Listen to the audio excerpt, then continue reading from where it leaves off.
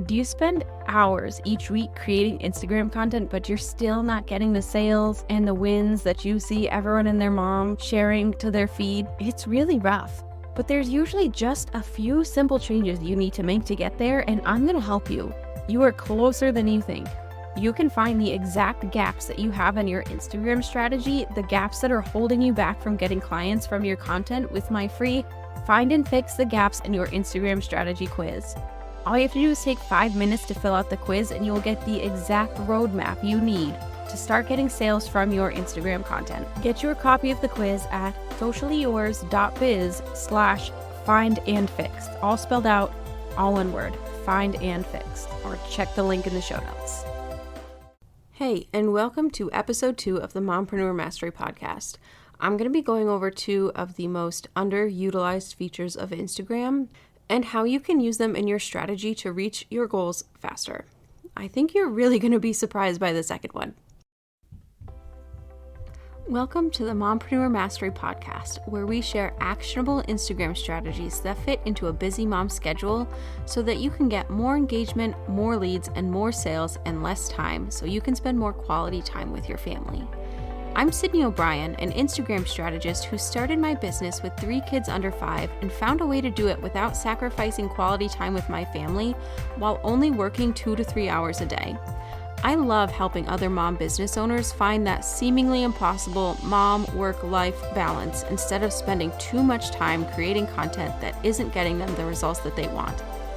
If you're an overwhelmed but ambitious business owner and you want to strategize the heck out of your Instagram account so that you can save time and make more sales, you are in the right place. So because a big part of an Instagram strategy is using all of its features to your advantage, if you can do that, you can save yourself so much time and stress and not have that icky feeling of, why am I putting all of this time and effort into marketing my business on Instagram when it's not getting me new clients or getting me sales? Because no one wants that. That's why you're here, and that's what I'm here to help with. So let's dive in. Instagram has a ton of features. Let's make sure you are using them in the best way possible. Starting with stories. Some people don't like to show their faces in stories, so they just share their posts there, like reshare them to stories, which is going to result in less overall engagement, which hurts your reach.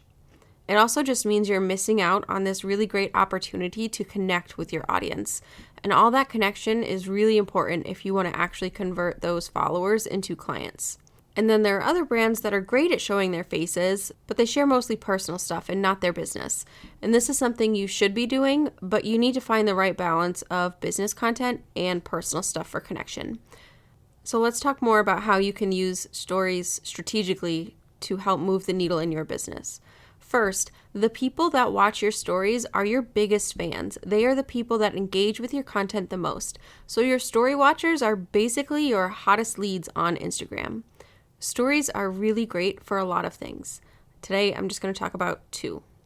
Given that these people that are watching your stories are your hottest leads, this is a great opportunity to talk to them all at once and sell your offer.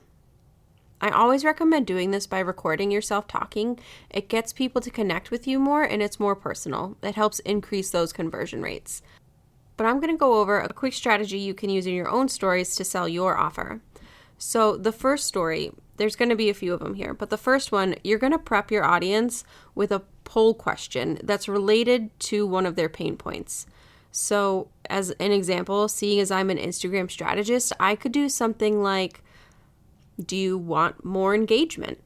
And then a poll with answers like, obviously, and nah, I'm good. Basically a yes option and a no option. And then in the second story, this is where you show your face and share a video and make sure you add captions to it and just talk about the importance of the topic from the first story. So for me, it would be engagement. I would say something like, more engagement means you get more reach so that your content can attract your dream client. It also allows for that connection with your leads that's going to turn them from followers into clients. So you want to talk up all about how their lives or problems will change if they have this thing from that first slide, all right? And then you're going to pitch your offer. I would say something like, I have an engagement audit that will boost your engagement so that you're not leaving any potential leads or sales on the table. Share some details about it, some of the deliverables, and share the link.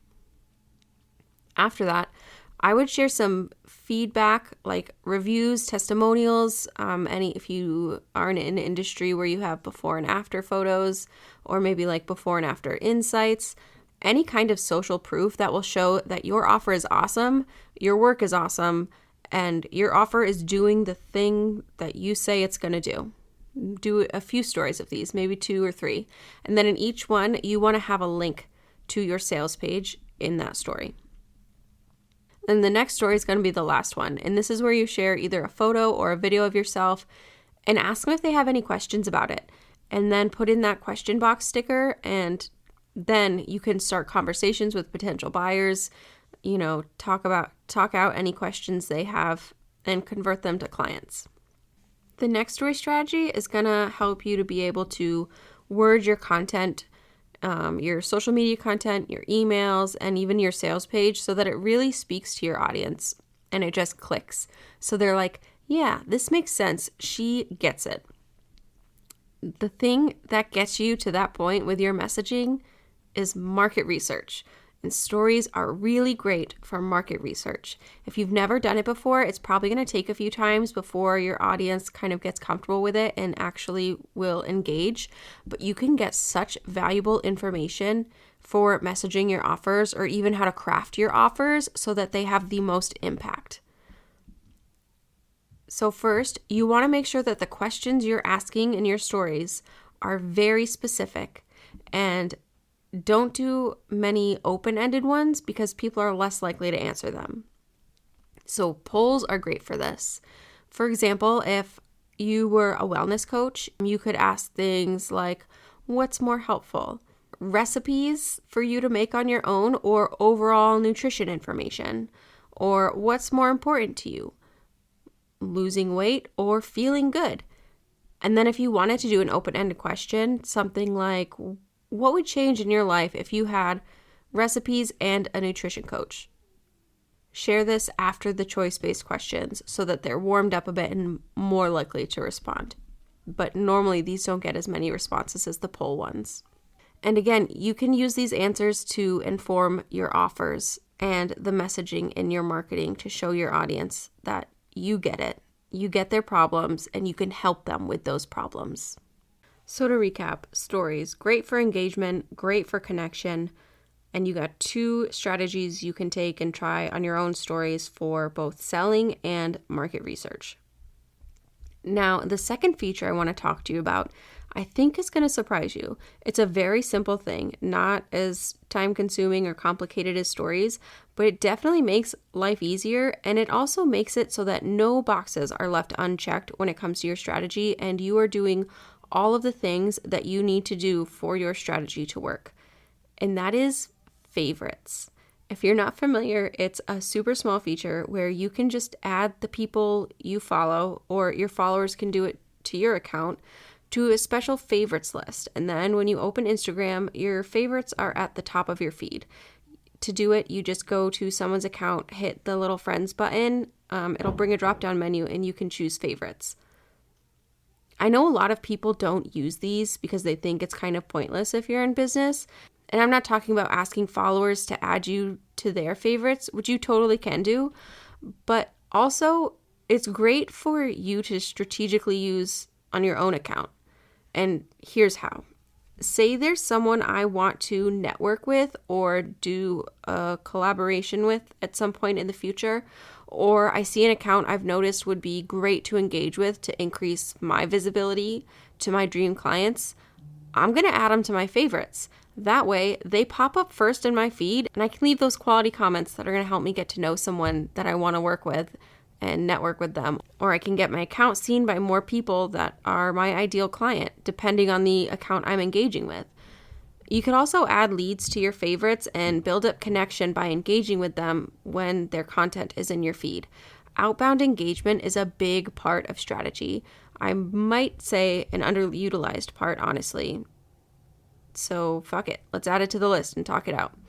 If you want inbound engagement, where people like and comment and share your stuff and send you messages, you need to work on an outbound engagement strategy too. It's a give and a take. It's basically a relationship with your followers. And if you want to get something out of it for your business, you need to put something into it. Strategic outbound engagement helps with the same thing inbound engagement does. It can increase your reach if you comment on accounts that aren't necessarily leads, but are ones that your ideal clients would follow. And also, comments on posts from people that follow you and replying to their stories is great.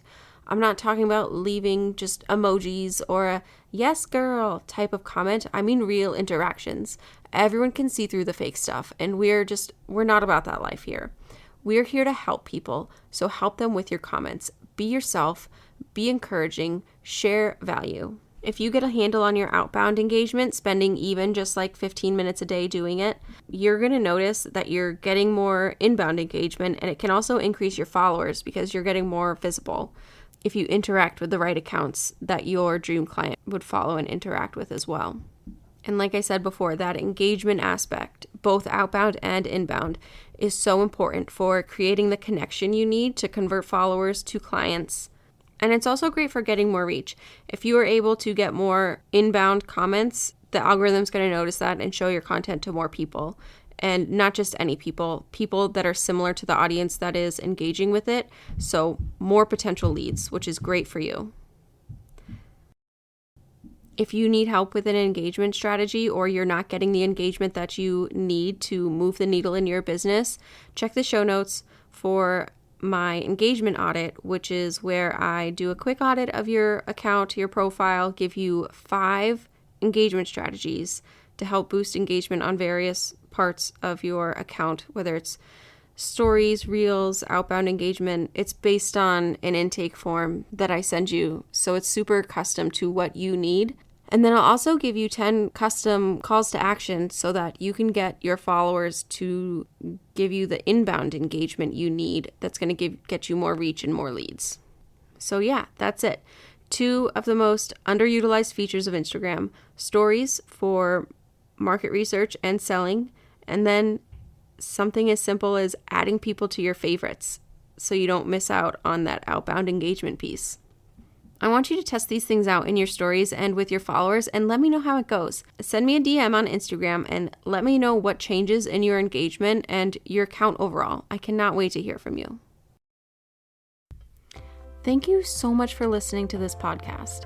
If this content was helpful for you, I would love it if you could subscribe and leave me a review on Apple Podcasts so that other mom business owners can find it and get the same helpful tips and strategies. And if you have questions or want to connect, you can find me on Instagram at socially.yours.strategist.